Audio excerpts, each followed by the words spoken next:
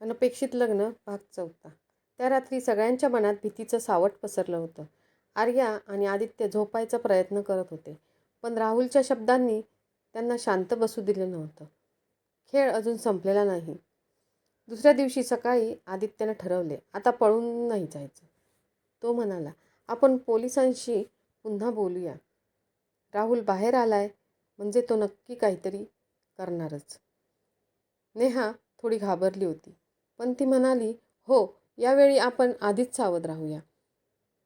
त्याच संध्याकाळी आर्याच्या फोनवर एक अनोळखी नंबरवरून मेसेज आला. तुला वाटतंय तू सुरक्षित आहेस? आज रात्री 9 वाजता जुना गोदाम, एकटी ये. आर्याच्या हातातून फोन खाली पडायचा बाकी होता. आदित्यने मेसेज वाचला आणि त्याचा चेहरा गंभीर झाला. हा नक्की राहुलच आहे, पण तू एकटी जाणार नाहीस. ते तिघेही लगेच पोलिसांकडे गेले. पोलिसांनी प्लॅन तयार केला. आर्या तिथे जाईल, पण आमचे लोक आधीच तिथे असतील. रात्री 9 वाजता आर्या त्या जुन्या गोदामात पोहोचली. सगळीकडे अंधार, शांतता आणि थोडासा थंड वारा. अचानक मागून आवाज आला, वेलकम आर्या. राहुल सावलीतून पुढे आला. त्याच्या चेहऱ्यावर एक वेडसर हसू होतं. आर्या धैर्याने म्हणाली, तुला काय हवंय? राहुल हसत म्हणाला, मला फक्त तुमचं सुख बघवत नाही. आदित्यचं आयुष्य पुन्हा उद्ध्वस्त करायचं आहे. तेवढ्यात आदित्य पुढे आला. बस राहुल, आता खूप झालं. राहुल चकित झाला, तू इथे कसा? आणि त्याच क्षणी पोलिसांनी सगळ्या बाजूंनी गोदाम घेरलं. राहुल पळण्याचा प्रयत्न करू लागला, पण यावेळी तो अडकला होता. तो ओरडत म्हणाला, तुम्ही मला थांबवू शकत नाही. आदित्य शांतपणे म्हणाला, तू स्वतःलाच हरवलं आहेस राहुल, बदला घेताना. पोलिसांनी राहुलला अटक केली.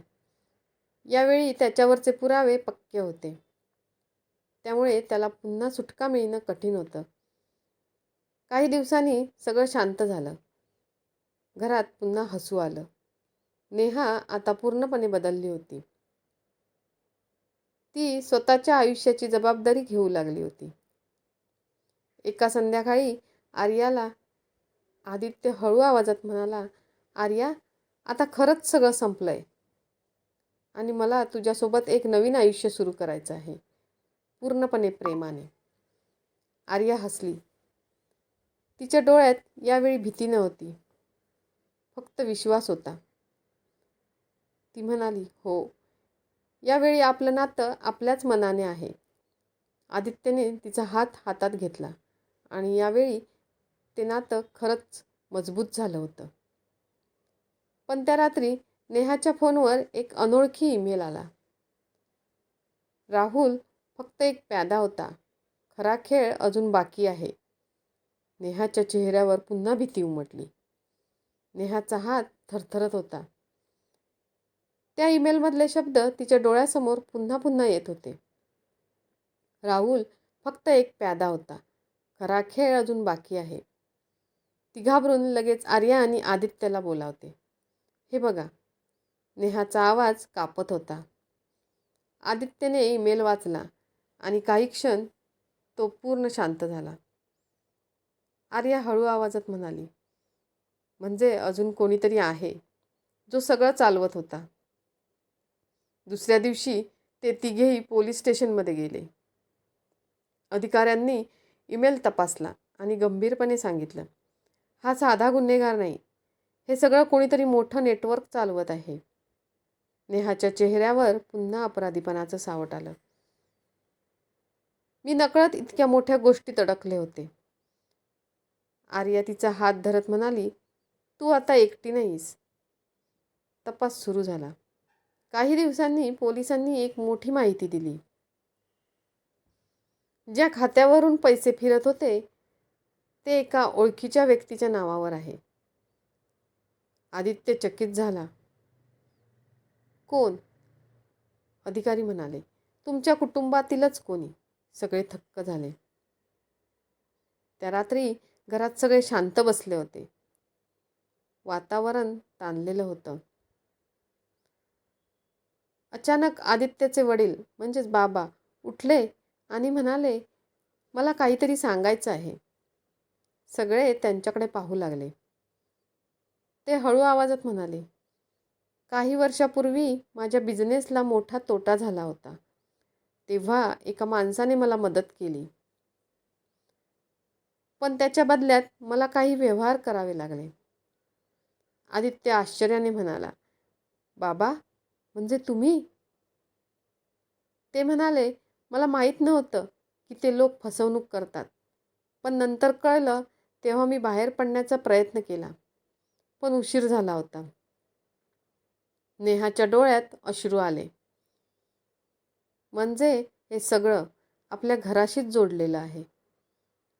पोलिसांनी तपास पुढे चालू ठेवला आणि शेवटी त्या माणसाचा शोध लागला. तो होता विक्रम सिंग, एक मोठा व्यापारी, पण प्रत्यक्षात फसवणूक रॅकेटचा मुख्य सूत्रधार. त्याने लोकांना पैशांच्या आणि नात्यांच्या जाळ्यात अडकवून मोठा गंडा घातला होता. पोलिसांनी प्लॅन केला. आपल्याला विक्रमला रंगेहात पकडायचं आहे आणि त्यासाठी आपल्याला तुमची मदत लागेल. आदित्य ठामपणे म्हणाला, आम्ही तयार आहोत. नेहा आणि आर्या एकमेकांकडे पाहतात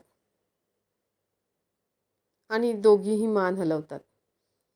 एका मोठ्या हॉटेलमध्ये विक्रम येणार होता. सगळे तयारीत होते.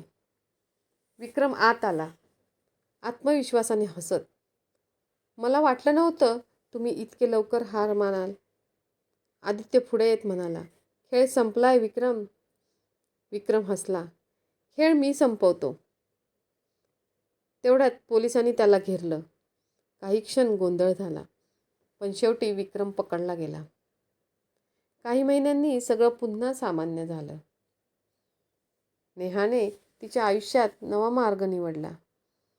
ती आता इतर लोकांना अशा फसवणुकीपासून वाचवण्यासाठी काम करू लागली.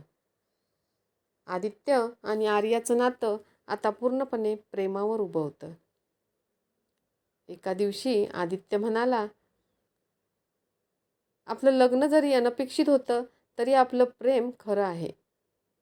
आर्या हसत म्हणाली, हो, आणि यावेळी कोणतीही भीती नाही.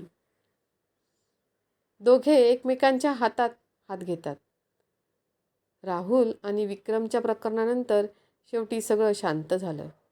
घरात हसू, आनंद आणि शांतता परत आली होती. आदित्य आणि आर्याचं आयुष्य आता खरंच बदललं होतं. सकाळी आर्या स्वयंपाकघरात चहा बनवत असायची आणि आदित्य मागून येऊन हळूच म्हणायचा, गुड मॉर्निंग मिसेस आदित्य.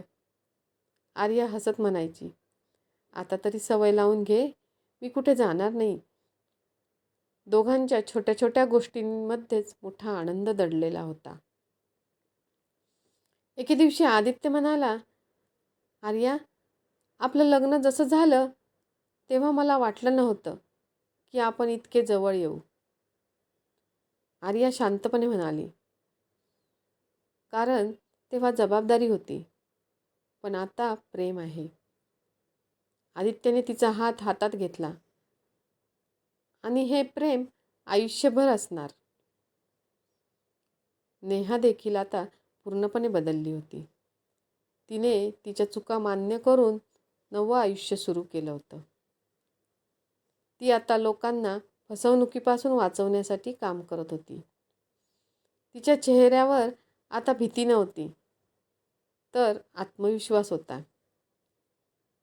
एक दिवस ती आर्याला म्हणाली, जर तू आणि आदित्य माझ्यासोबत उभे राहिले नसतात तर मी कधीच बदलू शकली नसती. आर्या हसली. कुटुंब असंच असतं, चुकांमध्येही साथ देणारं. आई वडील आता निर्धास्त झाले होते. घरात सण, हसणं आणि एकमेकांबद्दलची काळजी परत आली होती. सगळे एकत्र बसून जेवण करताना, हसताना त्या घराला पुन्हा एकदा घरपण मिळालं होतं. एका सुंदर संध्याकाळी सूर्य मावळत होता. आदित्य आणि आर्या हातात हात घेऊन चालत होते. आदित्य म्हणाला, धन्यवाद आर्या, माझ्या आयुष्यात येण्यासाठी. आर्या हसली. हे लग्न जरी अनपेक्षित होतं तरी आपलं प्रेम नियतीचं होतं. दोघे एकमेकांकडे पाहून हसले आणि त्या क्षणी त्यांना जाणवलं, खरं सुख मोठ्या गोष्टींमध्ये नाही तर एकमेकांच्या सोबतीत आहे. कथेचा संदेश: चुका, भीती, अडचणी येतात, पण जर साथ खरी असेल तर प्रत्येक संकटानंतर सुखाचे दिवस नक्की येतात. कथा समाप्त.